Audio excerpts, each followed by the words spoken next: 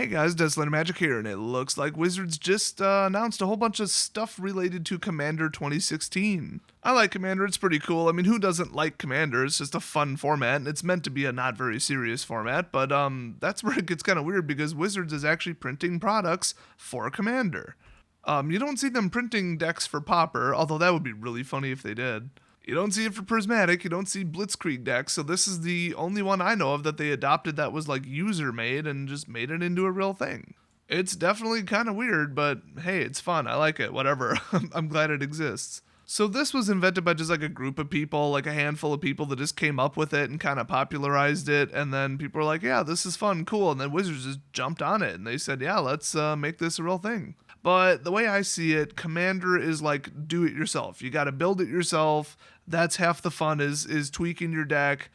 And it's a complete pain to get 99 singles plus a commander, but I've seen people do it, to slowly put it together and finally get to play with it and then make slight corrections. And when you get a killer card from the new set, you pull something out of the deck and put that in instead, and that's kind of the fun of it. Well, obviously, if you guys know me, I lean towards deck building. So maybe people are like, I don't want to look through lists and lists and lists of every card ever printed and get 100 singles. That sounds like the worst thing ever.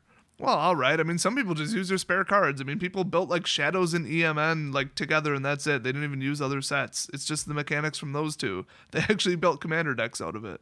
It's kind of hard to get a legendary 2-color creature, but, some of the sets have them. So assuming you want to be really lazy, but you could still, tweak your deck, at least you'd have a deck, you'd have 100 cards together that are playable, not just 80 and, I need to add some more. You could buy one of these off the shelf and play with it immediately. I've heard that the decks are moderately powerful and have some serious synergy, so that's fantastic. The problem is, Commander is pretty broken. I mean, there's a couple deck lists that I've seen. I'm not sure what's legal anymore and what's not. The ban list is kind of a joke, but that's a whole nother thing. But basically, there are decks that could win on turn 1 or 2 or 3 just very, very easily, very consistently, especially with the mulligan method. You can do like a partial mulligan multiple times and stuff. Just look it up. It's like kind of cool, but kind of unfair. So yeah, you've got a pretty good chance of starting with the cards you need to cause a combo. Usually it's like a fetch and cast combo and you end up like casting your whole deck or some dumb thing. So yeah, if somebody wants to be a dick about it, they'll go download like the Commander net decks and build the most horrific decks known to man, which by the way cost a lot. And then they'll win on turn 1 and nobody will ever want to play with them ever again. So it's kind of pointless because, like I said, Commander's a fun format. But the problem is Wizards doesn't respect it, apparently. I say that because in 2013, they printed some pretty nuts stuff. Now, the problem with like Pokemon and Yu-Gi-Oh! Is power creep. If you look at the first edition of Yu-Gi-Oh! And the first edition of Pokemon, they were pretty weak compared to the modern creatures. And yeah, I mean, it's been like 20 years, so they're gonna up the power a little bit, but it's ridiculous. There are Pokemon with like 180 hit points now. Okay, I remember when Charizard was like, whoa, 120, what? They let that one go a little nuts. For Yu-Gi-Oh!, oh my god, like power creep seems like too polite of a term. They went crazy. Now, Wizards has made sure that they do not let power creep take over. They've had the exact opposite.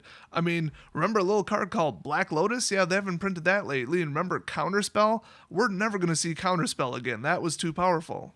Well, according to them, I completely disagree. So they do not let power creep happen in Standard. In fact, they had to like cut off older cards for Modern because the older cards were just too damn powerful. There were so many unfair broken cards printed back then, you just can't let them in. In Standard, they have a different technique that I might make another video on, but it's not power creep. It's like intentional synergy sabotage, which is, I guess, better than power creep? I mean, you don't want to summon a 10/10 lifelinker for 2, okay? And that's where we'd be at if they let it power creep. But in Commander, they don't give a crap. Let me show you 2 examples from Commander 13 that made me lose all faith in Wizards when it comes to printing anything proper in Commander. You know how one of the basic tenets of Commander is that every time your commander dies, they cost 2 more mana to get out, so at a certain point you've killed it off so many times that they can't really reasonably summon it? Yeah, Wizards said that incredibly crucial part of the game, yes, screw that, Derevi Imperial Tactician. For 4 mana, you can put Derevi onto the battlefield from the command zone. Great, so it'll never cost more than 4 ever. Now it's kind of cool because Derevi completely sucks. A 2/3 flyer for 3 triple color and its ability kind of sucks, whatever. It's a slap in the face to the rules, but it's not nuts. But Oloro is. Oloro, Ageless Ascetic, holy crap. I'm not going to read what the card really says, let me just break it down. No matter where he is, if he's in the command zone or if he's in play, no matter what, you're going to gain 2 life every single turn. That is somewhat hard to compete with. I mean, it's not like insane, but when you're already starting at 40, it's, a hell of an advantage. If a player decides to just leave him in the command zone, you can't target him. You can't do anything to him. You could jam him with Meddling Mage. It doesn't matter. You can't encrust him. So he's going to be out there, gaining life or up there or out there, wherever he decides to sit, 2 life every single upkeep. It's just stupid playing against this guy. It's just dumb. There's only one thing in Magic that cannot be removed. Once it is out, there is nothing you can do about it. People hate it, and I'm of course talking about Planeswalker emblems. So you choose this guy as your commander and you automatically start the game with a powerful emblem. If he sits in the command zone, he is an emblem basically. You can't interact with him, can't stop him. Okay, Tainted Remedy, but other than that, you can't actually stop or remove him. That's just broken at a fundamental level, and it's clear that they just didn't give a crap when they printed him. Oh, and also, if he's on the battlefield, whenever you gain life, you may pay 1 generic mana. If you do, draw a card, and each opponent loses 1 life. That is OP as balls. He does cost 6, though, and if you kill him once, he's going to cost 8. Kill him another time, he's going to cost 10. That's kind of how Commander is supposed to work. Someone should maybe tell that to the other card. At this point, you basically have to kill the player twice because they're probably going to gain another 40 in life during the game. So that was broken as all hell. It was more powerful than anything before it, at least that I've seen or that I've played against, and they just let power creep go nuts. But hey, they want to sell packs. If they just made an okay commander deck, people would say, no, I'm happy with building my own commander deck, or no, I want to go vampires, or I want to go black-white, I don't like your colors. No, they want people to see the deck and say, oh my god, I have to have that commander. I want some of the singles in there. I want to mod this deck and make it my own, but that's my starting point. I'm going to drop some cash on it. Whenever that's their motivation, yeah, they're going to ruin the format. Although, I should say that since nobody takes it seriously and nobody usually cares if they win and it's multiplayer, which is inherently unfair, who cares? Like, if they want to show up with an OP as balls deck with an OP as balls commander that gains them freaking 50 life, whatever. That person's play group is going to say, stop playing that stupid deck, we're sick of losing to it, and then they're going to have to build something else. So the question is, what did they do in 2016? Well, not making the commander cost more or making it OP as balls, that's old school. What they wanted to do this time to completely break the game, break the format, and break the rules was let you have 2 commanders. They have to have the new partner mechanic, which didn't exist in the game before. So in other words, hey, buy our products or you don't get to use the partner mechanic. That's what I got out of it. It's kind of a cool way to mix and match your own colors, I guess, so it's kind of neat. But you're only supposed to have 1 commander. When you start the game, you basically have 8 cards, the 7 cards in your hand, and the automatic commander. So now you're going to start the game with 9? I don't like it at all. I mean, it's flexible, it's interesting, it's probably not going to be overpowered. They have full control over what's printed with partner, and they'll make sure that no partner combinations are just like by themselves an infinite loop. So it's not that bad, but it's just not Commander. That's not how the rules in Commander works. There's only 1 commander, that's the point.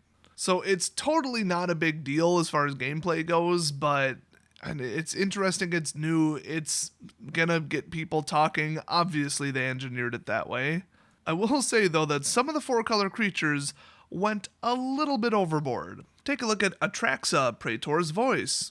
She does cost only 4. I mean, yeah, it's 4 different colors, but it's only 4. For that, you get a 4/4 Flying Vigilance Death Touch lifelink at the beginning of your end step Proliferate. Okay, let's see if I can count them.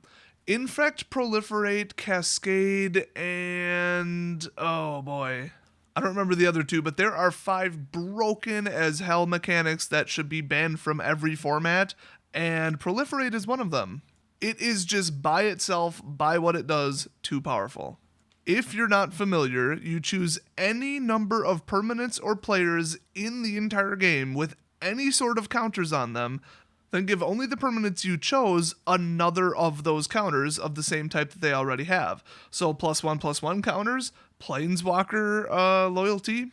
You could replicate somebody's poison counters. So this is actually worse than Infect.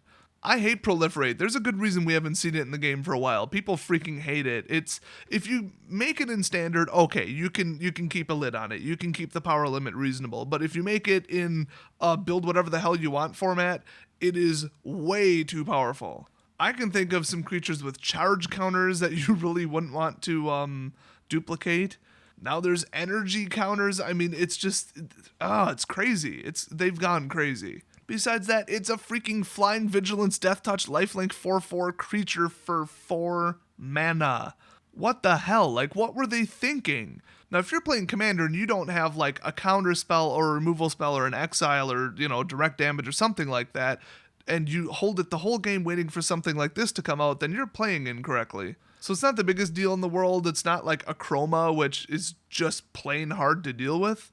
But you'd never see something like this in Standard. This would be a $50 card in Standard. So yeah, they print flashy crap like this. People are like, ooh, I need that. And then they buy the product. It's all about selling product. It's not about being fair. It's not about being balanced. It's not about preventing power leak. It's about selling product. Speaking of selling product, they went nuts this time. I mean, the last 2 years or year and a half or so, they've been going insane on like, what can we do to desperately make more money after the game already exploded to like triple its popularity. Like around Return to Ravnica, no joke, everybody's telling me that they got about triple the amount of players.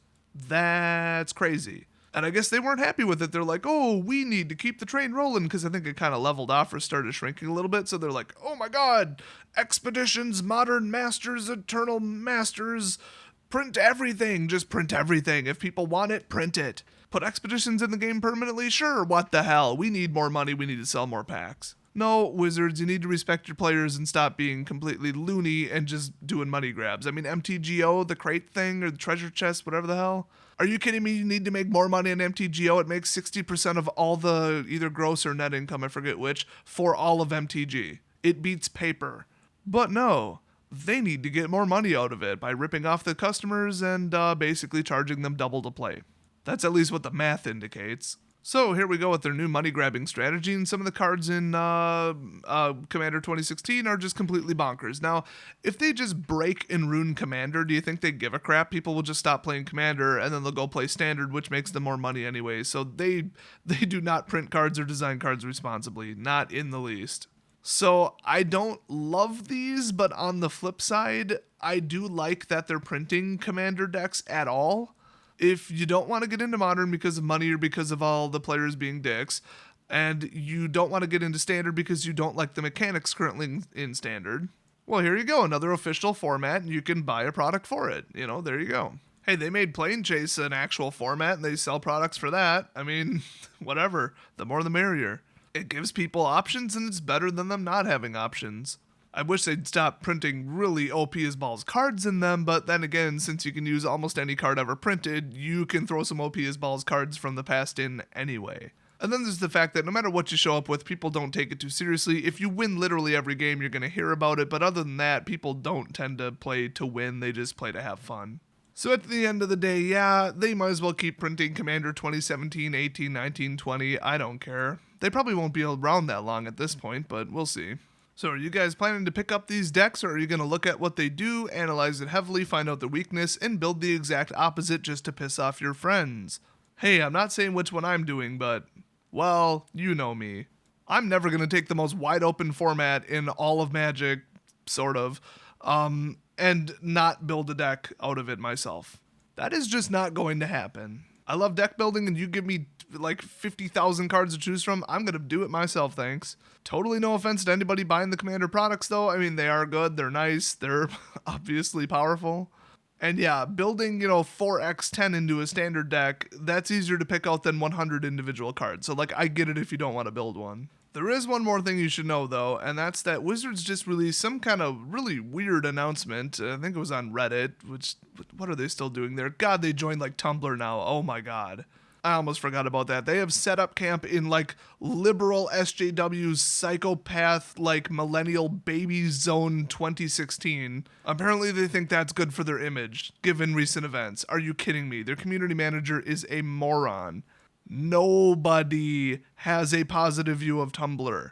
But this announcement was on Reddit anyway, and they said something to the effect of they're putting valuable and heavily sought after rare lands, like color fixing lands in there, dual lands or something like that. Basically like modern capable lands. I mean, it's 4-color, you gotta get your fixing going. They might put in just full-blown fetch lands. They might put in the fetchable dual lands, the shockers. They could even put in pain lands. I mean, those are a couple dollars. The fact that they made an announcement about it ahead of time to kind of soften the blow and get people over it before they get shocked by it, it's probably fetch lands. Nobody knows though, but they're basically taking like then $10 to $30 cards or whatever they're floating around these days and putting multiples of them in a deck and then saying, here, buy this. I think it's a cheap tactic to sell product, but you guys know I'm all for that. They should take everything expensive and reprint it just so people can play the damn games. If a card costs $80 in Modern, that is completely unacceptable and they need to print it so people can actually legitimately build a deck with it. If somebody has the greatest idea ever and they need a Snapcaster Mage and they don't have $200+, then guess what? They don't get to build that deck, and that's stupid because then they don't get to play Magic and Wizards doesn't get any money. Everybody loses except for the people holding onto the cards. Investors are dicks, and people who play Modern and Commander and every other format just like hoping their deck goes up over time so that they can play for free while making money, screw those people. So yeah, print the fetch lands, print the fetchable lands, print the single check lands, double check lands, print whatever you want. I don't care. Print a frickin' land that taps for 4 mana. Who cares? Okay, I didn't mean 4 mana. I meant 4 different types of mana. But what the hell? Print one that taps for 4 mana too. I don't care. Call it Soul Necklace. At this point, I mean, they might as well. They've already gone full-blown Yu-Gi-Oh! On Commander. They might as well just ruin it. I mean, my play group plays with the Humongous Fungus Among Us deck with Saprolings, and one guy just has like a troll deck that just screws with people. Let's get that stupid like jail cell prison card. God, I hate that thing. Hell, my deck's a troll deck. I mean, come on. So yeah, we don't just try to overpower each other and win every game. We just build the wackiest crap we can get our hands on, and I suggest you guys do that regardless. Whether you buy the new stuff or you don't, just put together some crazy crap and have fun with it. Don't take it too seriously. That's why I don't really care that Wizards is going nuts on Commander. I mean, sometimes it's fun to play outrageously, stupidly powerful decks because maybe that's what everybody else is building too. I like playing with unbelievably weak decks. I find that hilarious. That's why pre-release is fun. And I like playing with OP as balls decks sometimes. It's a fun shootout, and cards like Worldfire, which, by the way, is banned in Commander, is a riot to play against. I mean, these cards like Icy Manipulator that are just dick moves and choke and boil and all that. But other than that, it's fun to try and play around like people's Platinum Angels and Progenitus Hydra or whatever. So remember, it's all about fun, fun, fun. But do tell me if you're going to pick up the ones or which deck you think is the strongest or any other things about Commander that I might have missed. And I will see you guys next video.